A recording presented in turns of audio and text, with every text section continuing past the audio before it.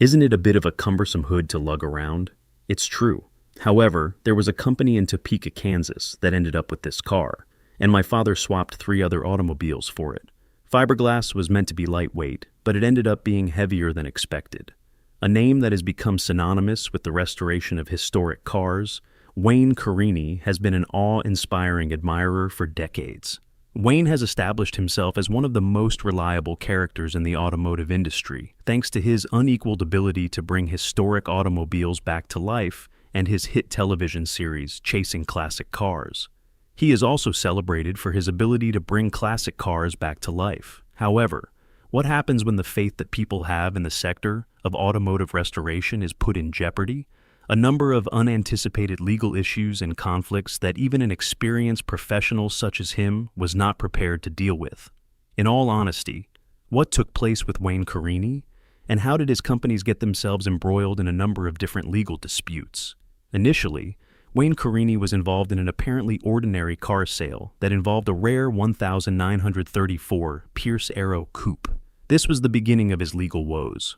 When Australian antique collector Robert Richmond paid an upfront payment of $98,000 for the car in 2010, the story began long before Wayne even entered the picture. Gary Dixo, a friend of Richmond's, was the one who handled the transaction. However, rather than delivering the car as was originally arranged, Gary listed it under his own name. This effectively cut Richmond out of the transaction, and the collector was left without the vehicle that he had paid for. After many years had passed, in the year 2017, the Pierce Arrow reappeared when Gary, who was now experiencing financial difficulties, sold the vehicle without even informing Richmond. Wayne was called in the course of this transaction in order to provide an appraisal of the vintage coupe. His valuation of the automobile, which was between $110,000 and $120,000, was based on the fact that he was unaware of the car's troublesome history and ownership issues. He went on to buy the automobile himself when it became available for sale.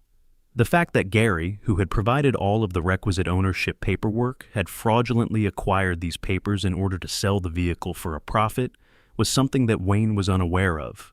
In spite of this, the legal documents demonstrated that Wayne conducted himself in a truthful manner throughout the process of purchasing the item, acting under the presumption that the paperwork was genuine. The matter became more serious when Richmond started tracking his automobile and discovered that it had been transferred from one person to another many times.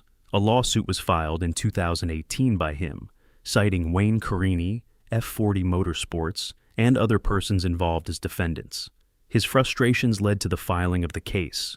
Not only would the case finally probe the sale, but it would also investigate the veracity of Gary's ownership claims, thereby uncovering years of murky deals that were associated with the Pierce Arrow coupe. The involvement of Wayne, despite the fact that it was unintentional, brought a great deal of attention to the case. According to the documents that were reviewed by the Hartford Courant, the judge eventually came to the conclusion that Wayne had not committed any wrongdoing. Yet, he was still forced to participate in the process of refunding funds in order to make the case final.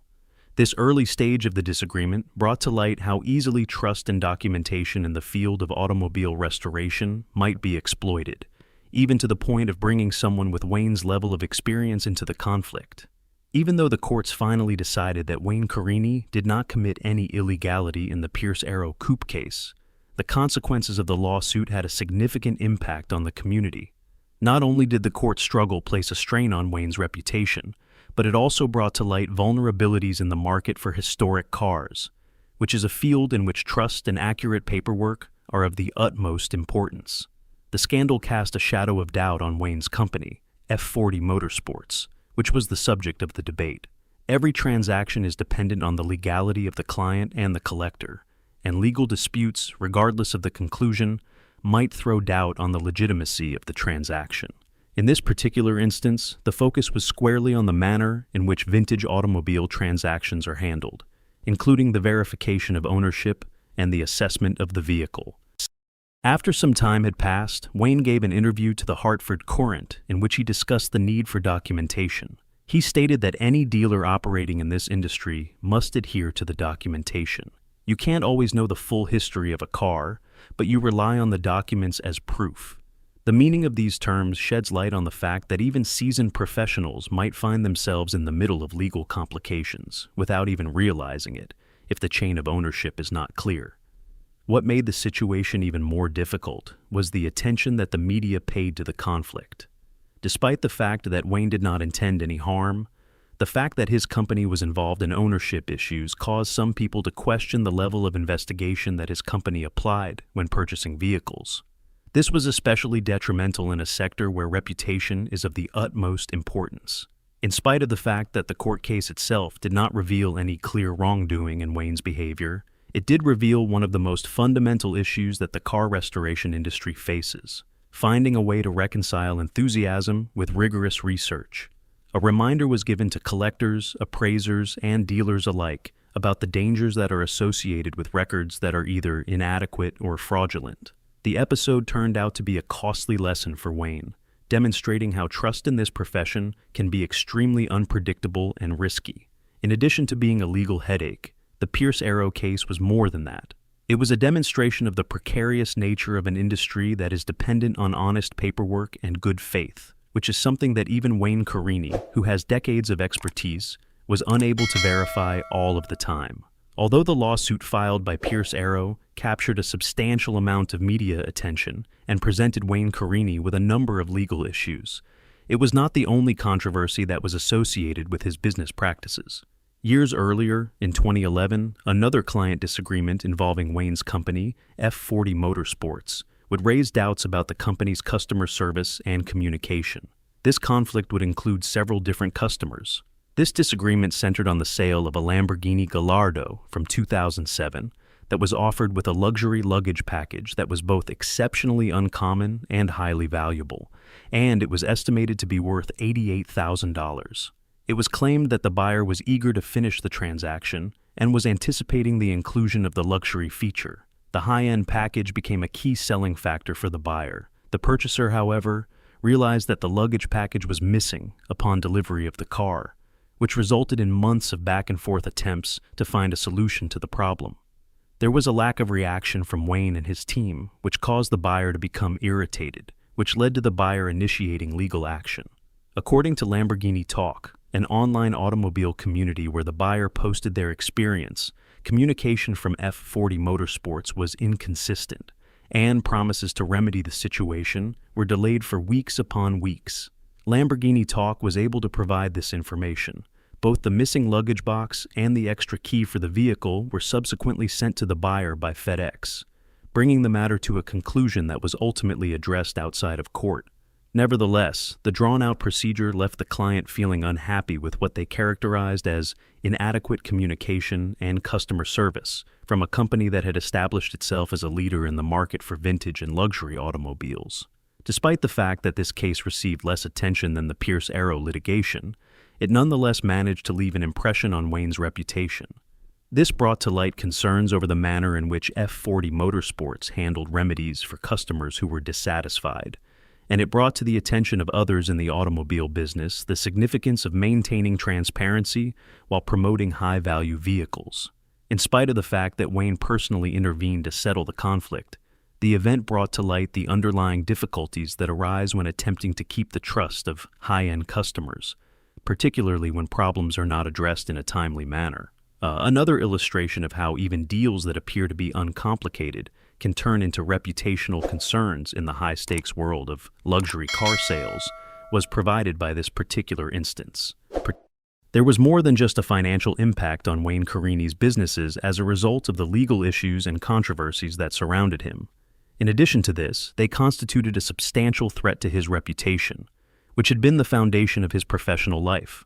Having been involved in many cases, even when he was found not guilty of any crime, can plant the seeds of doubt in the minds of collectors, customers, and fans, especially for someone as well-known and respected as Wayne.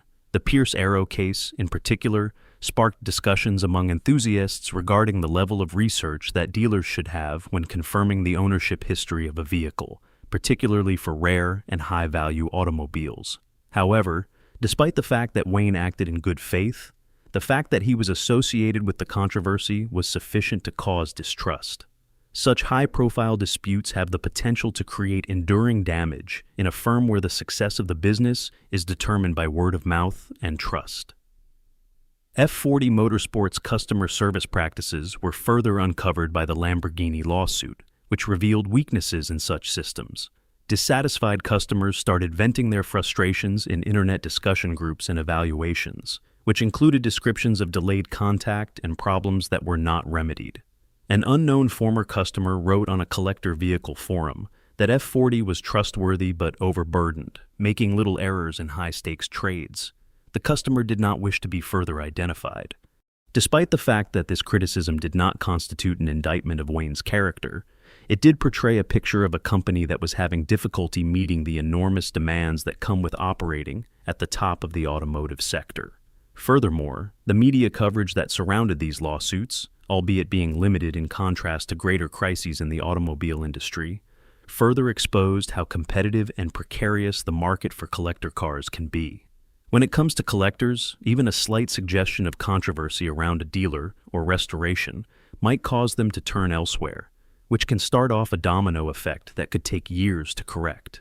In an article that AutoWeek published concerning legal problems in the sale of historic cars, the publication made the observation that trust is fragile in a niche industry where reputation is important. Wayne needed to not only confront these conflicts head-on in order to preserve his reputation, but he also needed to put in place protections to prevent more disagreements from occurring in the future. One of these steps was a redoubled attempt to keep communication lines open with customers, as well as modifications to the documentation processes, enhanced transparency for purchasers, and increased transparency overall. The fact that Wayne was compelled to assess and make adjustments to the way business was conducted at F40 Motorsports as a result of these issues served as a reminder of how closely the connection between operational mistakes and reputational risk can be. Despite the fact that these disagreements were resolved, the lasting impact of mistrust among some customers highlighted how high the stakes are when trust is the foundation of an entire business. When it comes to the collector vehicle business, the problems and litigation that have surrounded Wayne Carini and F40 Motorsports have served as a wake-up call not only for Wayne, but also for others in the field. Even though legal conflicts are not uncommon in the world of antique vehicles, where ownership histories can extend decades and entail several transfers, the attention that was paid to Wayne's cases underlined the dangers that even trusted names can face. One of the most important things that may be learned from these experiences is the significance of the role that procedural due diligence plays.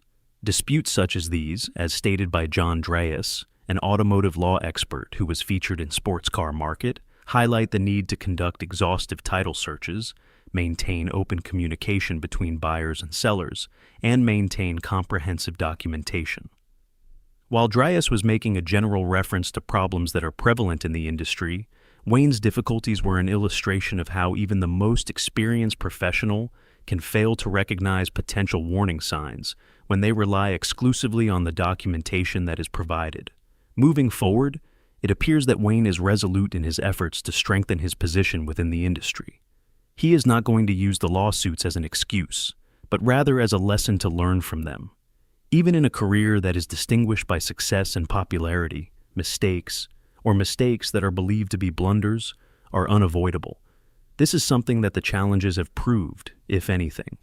The way in which a person reacts to situations like these frequently determines their legacy.